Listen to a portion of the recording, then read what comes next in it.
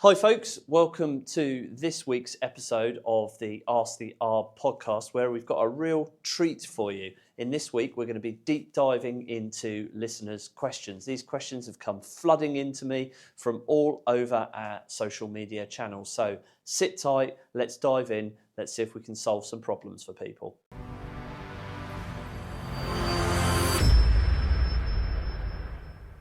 Hi folks, welcome back to the Ask the R podcast. Today we're going to be deep diving into listeners' questions because planning in the UK really is devilishly difficult.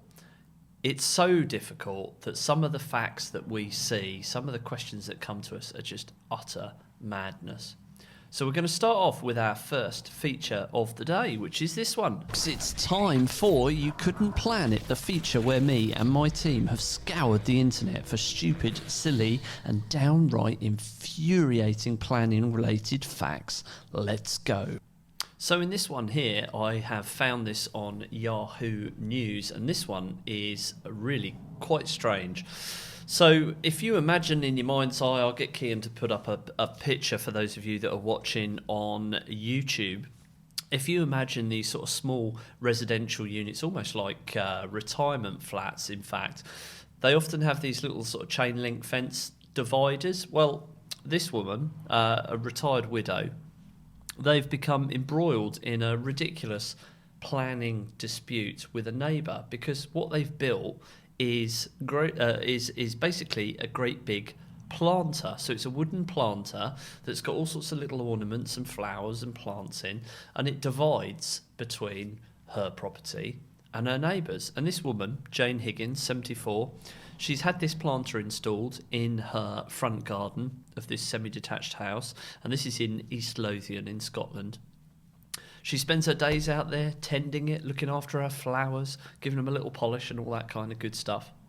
And what's happened is one of the neighbours has basically reported her, and she's been told that she needs to go for retrospective planning permission for the structure as the neighbour had a issue with it. And apparently the main objection of this is that it overshadows their privacy because the owner of the planter is spending so much time out there looking after the plants. So ultimately, common sense shone through with all this, and this lady Jane was granted her planning consent, but only after her family spent hundreds on architects' fees and planning fees. So bit of a nuts one.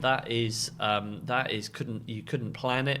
And let's jump back on into the episode. So what I've got here, I put a post out on a Facebook group, which is where lots of people go to get advice on live planning consents. And the group is unlike most Facebook groups, which are quite often populated by a whole load of Karens. This one is actually populated by quite a lot of experts. So I put a post out and I said, I'd really like some fresh questions for my podcast feature. Fire away, shove them to me. And we had a lot. So the first one I've got is David.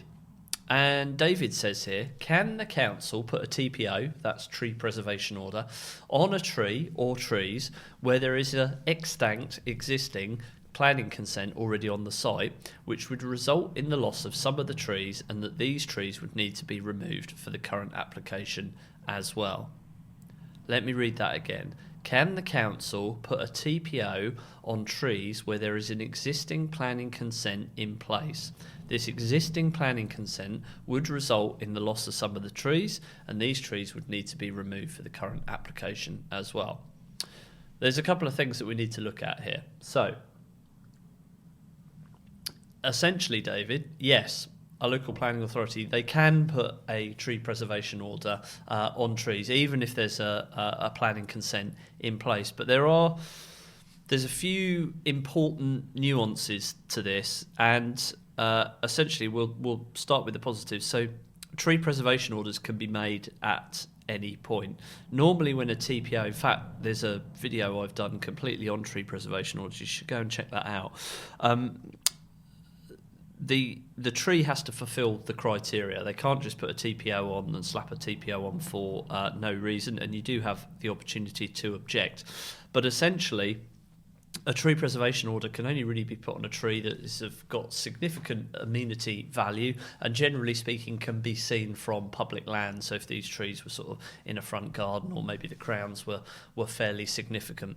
So councils do have the statutory power to make a TPO at any point, including after permission has granted. They tend to do this if they believe that trees are under immediate threat and they are of significant public value. So where I've seen this happen before is you may well have a planning permission in place and the site setup is going on and some trees start to get removed, and it may not have been clear that these trees were going to be removed to facilitate the construction. Tree preservation orders do not override extant consent if it is explicitly shown in the planning permission. So what do I mean by that? This works both ways. If you are showing trees for removal as part of a planning consent, then those trees can be removed to facilitate the development, even if they've got tree preservation orders on it. Normally it would get picked up at the planning stage and there'd be other things that you'd have to do. But that mechanism is designed, councils don't keep a register of the quality of the trees necessarily, so sometimes the only time they find out any information on trees that are protected by TPOs is when a tree survey is done to support a planning application. So if the permission clearly shows that those trees are going to be removed to facilitate development, and that links into our other question in a bit, and it's usually clearly shown in something called a tree protection plan and an arboricultural method statement, that part of the consent basically takes precedence, okay? So a TPO cannot override a lawful planning permission. The caveat is, if the removal of trees is not clearly shown or required by the permission, then the TPO can still apply. So you need to check your documents very carefully, David, and if those trees are shown for removal as part of the planning consent, then you're good to go. Material changes or new applications may be affected. So if, as the developer, you were to later submit a variation or amendment or a new application, then the TPO would become a material consideration and it could limit or block tree removal. Case law supports this. So courts have upheld previously that TPOs cannot override a lawful and implementable planning permission, but they do not apply to future or revised proposals. So tread carefully, get good arboricultural advice. The practical implications of this, I guess, is that if the tree removal is clearly authorised by the existing consent, then the TPO is likely not enforceable against those removals, and you can crack on, David. If it's not clearly authorised, if you haven't got a arboricultural method statement, a tree protection plan that clearly shows the trees that have now got TPOs on them being up for removal, then it could block or delay works, and there's going to be a lot of backwards and forwardsing on that. So before we get on to our next question, it's time for a new feature, and I've worked very, very hard on this jingle. Here you go, you're going to love this one. It's time for Tremendous Facts. Oh yeah. Get ready to learn, and that's a fact. Tremendous Facts. It's terrible, isn't it? And that's what we like on the RCR podcast, an absolutely terrible jingle. So while I frantically scrabble around in the background and try and find my PDF that has got all my tremendous facts on it, let me know in the comments what you thought of that jingle. You can thank AI for that. So there we go. Here we go. So I'll give you two. Trees communicate with each other using underground fungal networks, often called the Wood Wide Web, and that is actually true. Mycorrhizal fungal networks in the soil help trees to communicate. If you've ever seen the film, is it Avatar? The blue creatures? It is, isn't it? Kian's nodding in the background. That's essentially what that whole programme, that whole film is about. So there we go. They do communicate. So don't punch trees. I'll give you another one. A single mature tree can absorb up to 48 pounds. I don't know what 48 pounds is in... let me Google that. 48 pounds. Let's see. 48 pounds in kilos. 48 pounds in kilos. The production value of this podcast is outstanding, isn't it? That is 21 kilos. So, where are we? Let me go back here. A single mature tree can absorb up to 21 kilos of CO2 per year. That doesn't seem right. I'm not sure that's right. I think that figure should be higher than that. And I'll give you a bonus one. The oldest known tree is a 9,500-year-old spruce tree in Sweden, named, I'm going to regret this, Old Tjiko. Well, I've no idea how you pronounce that one. So there we go. That's Tremendous Facts. It's time for Tremendous Facts. Oh yeah. Get ready to learn, and that's a fact. Yeah, that's enough of that, isn't it? Tremendous Facts. I'm sorry to subject you all to that. Right, okay. Let's have a look at our second question, if I can find it here in front of me. So the second question, this one is in from James on Facebook as well. And this one says, has anyone been successfully prosecuted purely for breaching an approved arboricultural method statement? Not the BS 5837 breach itself, but the actual approved details. They're very loaded, these questions, aren't they? That is a brilliant question, James. It cuts right into a legal grey area, which I suspect is exactly why you've asked it. The short answer is, from the research that I've done in the last 48 hours, there's no public record of anyone being prosecuted solely for breaching an arboricultural method statement. I could do this. I could do this live on the air, couldn't I? I could do this live on the air and find out internal comms, and I'll send my where are we? I'll send my principal arboricultural consultant a message. Hang on, here we go. Let's see if this works on air. Hi, Peter. You are live on the Ask the Ard podcast at the moment. I've got a question in from a listener, and I'm not sure of the answer. Basically, what this chap James is saying, and I'm going to play your answer later on. James is saying, has anyone ever been successfully prosecuted for purely breaching an approved AMS? Not the BS 5837 breach itself, but the actual approved details. I reckon that's a brilliant question, and I can't find there being any public record of anyone being prosecuted solely for breaching a AMS. When you send me your reply, bear in mind I'm going to play it live on air. Oh, that's a really good question. The honest answer is I don't know. My instinct is that no, there haven't been any prosecutions as such. When we've been involved with breaches, and we've been involved with a few of these now, the council, the local planning authority generally tend to work towards a pragmatic resolution to the problem, whatever that problem is.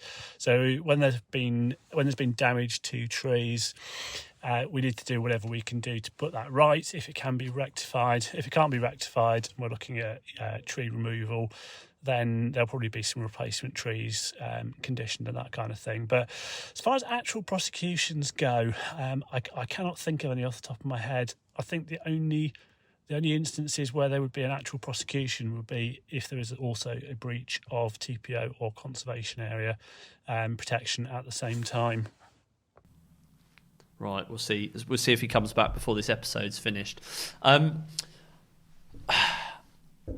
So there's no public record as far as we can see, and Peter will confirm that. But, and this is a big but, once the AMS is submitted and approved as part of your planning conditions, it does become a legally binding part of the permission. So breaching it isn't just a slap on the wrist, it is a breach of a planning condition, which is what we say to our customers. We encourage them to contact us once they've got their decision notice. And the reason that we do that is because we want to have a look at it, and we want to make sure they're not going to do anything that breaches those planning conditions. Because if you breach the planning condition, then that can trigger very serious enforcement action. And that sort of enforcement action will basically be enforcement notices put up at the site. It might even be a stop notice. We've seen that happen. I'm actually going to take Kian out and record a YouTube short after we finish these podcasts, because there's a builder outside that's trenching through a whole load of routes at the moment. It can also lead to a refusal to discharge planning conditions as well. If that breach of planning conditions leads to damage to protected trees, which ties nicely into David's question earlier, especially those sort of under a TPO or in a conservation area or something like that, then in theory, criminal prosecution could follow. Not for breaching the AMS itself, but for what the breach caused. And I think that's an important subtle point. You can go away and search online and you can find loads of developers that have been prosecuted for what the breach caused, essentially. So whilst a breach of your arboricultural method statement or your AMS on its own isn't going to drag you into court, it can potentially set off a whole chain reaction that will land you in real trouble. So treat the AMS like gospel. It may not have teeth on its own, but it is usually wired into the planning system and tree protection laws. So breach it and you could lead to all sorts of legal repercussions on there. Peter hasn't replied yet because I've told him probably he's going live on air and he won't like that. So there we go. So that is the end of this week's episode. We only got through 2 questions. We'll go for some quick fire ones next week. So essentially, if you are a architect or a consultant and your projects keep hitting walls with the planning process, if you've got challenges, then maybe, just maybe, we can help. We've got lots of free resources. There's lots of free videos on YouTube that will help you. We've also got free resources on our main website. There's links to my books that you can see in the background, and hopefully that will help you out. So that's all for today, folks, and I'll see you in the next one.